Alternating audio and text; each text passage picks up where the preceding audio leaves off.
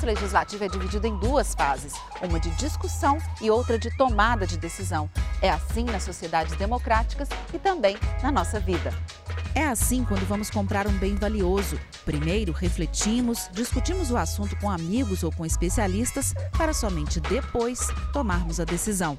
E é a fase de discussões que a Ana Rosa vai conhecer hoje com a equipe do TV Escola aqui na Assembleia. Ana Rosa, como você imagina que um projeto de lei é discutido antes de ser aprovado? Bom, antes de chegar até aqui na Assembleia hoje, eu não tinha ideia de quantos processos passavam para até que um projeto de lei ou tivesse a possibilidade de virar.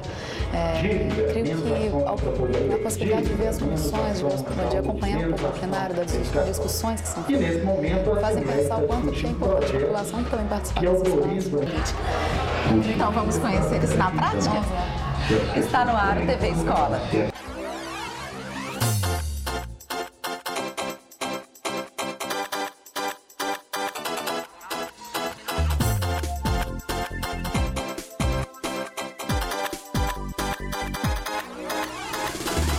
Olá, em uma sociedade democrática, a forma como as fases da discussão e da decisão vão acontecer deve estar prevista em lei.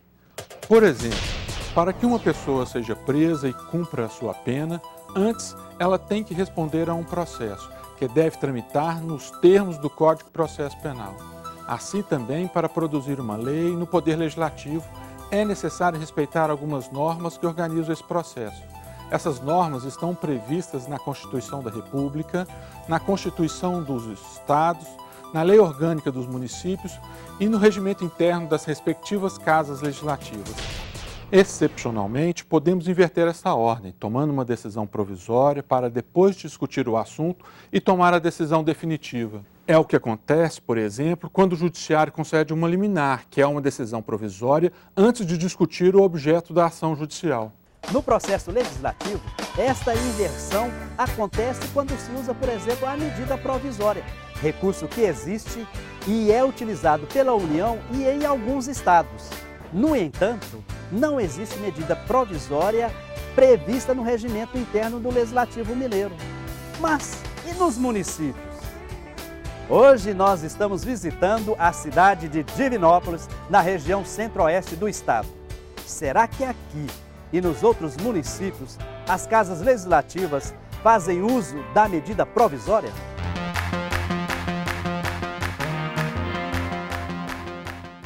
Para que o município pudesse ter a medida provisória, seria necessária a Constituição do Estado permitir e a Lei Orgânica Municipal também estabelecer esse mecanismo. Então, o só fato da Constituição Mineira não prever esse instrumento para o Estado nem para o município também já cria uma dificuldade jurídica para que os municípios possam ter esse instrumento na sua lei orgânica.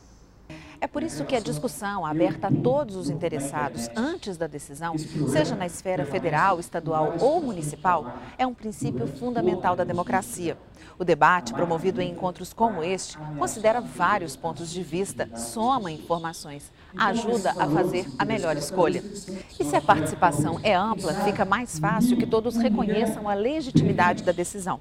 E claro, os parlamentares terão mais argumentos para justificar o que ficou definido.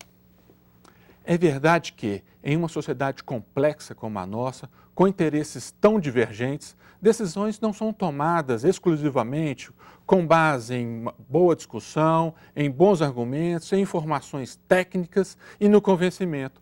Devemos agregar um outro elemento importante para compreender o processo legislativo: a negociação.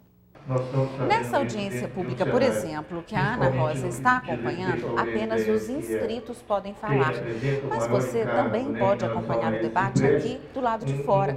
É uma forma de pressionar os representantes a negociarem, discutirem e tomarem as melhores decisões para todos. Como que não é só votar, não é apenas o voto que é importante que o cidadão faça, que o cidadão participe, mas que ele venha, que ele participe falando, pegando o microfone e podendo dar a sua opinião para qualquer um dos projetos que estão sendo colocados em debate.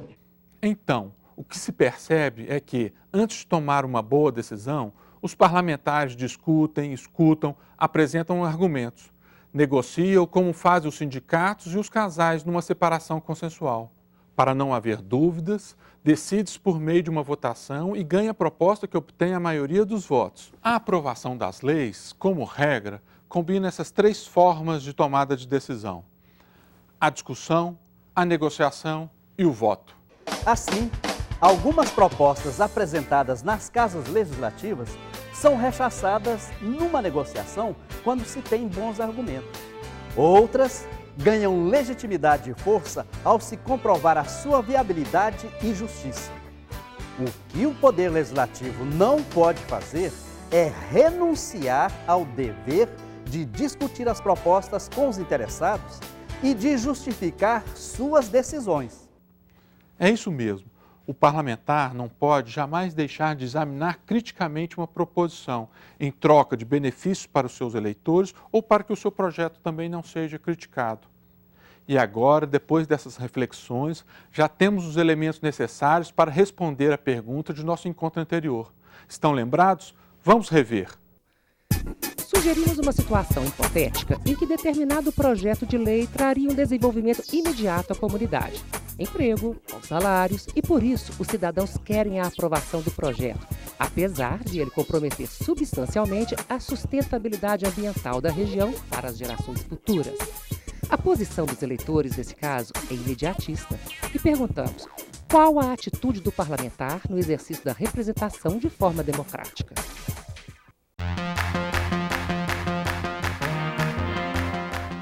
A preservação do meio ambiente é também um valor constitucional, é um princípio da nossa Constituição. Ela não é só um valor, ela é uma norma e ela é uma condição para o desenvolvimento.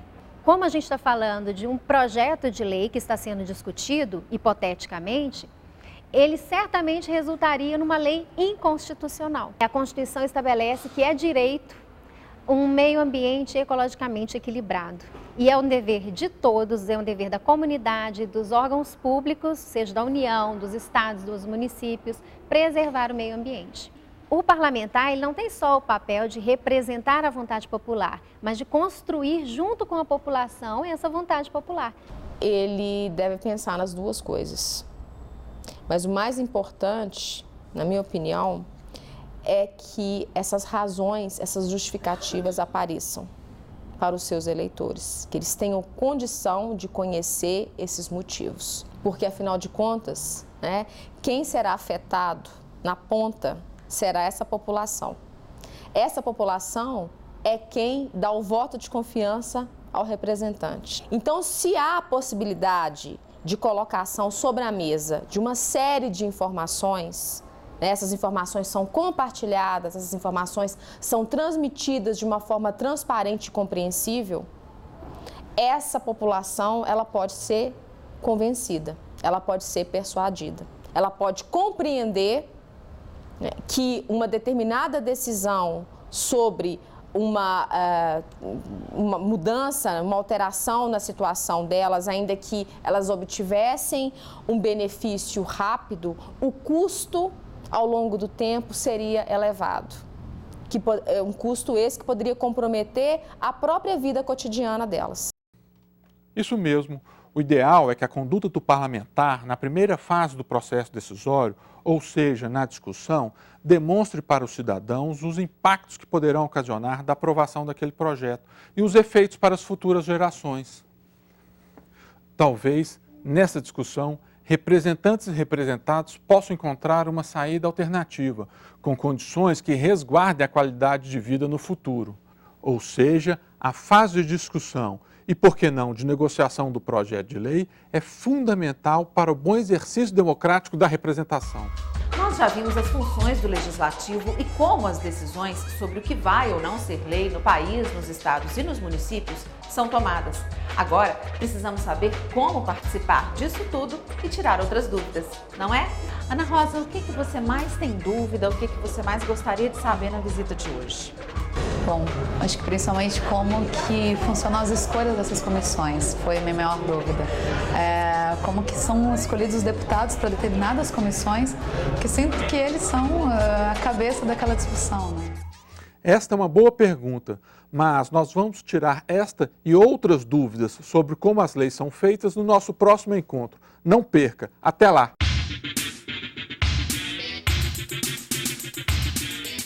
Na teleaula de hoje, você viu como uma decisão é tomada no Poder Legislativo antes de se criar ou não uma lei.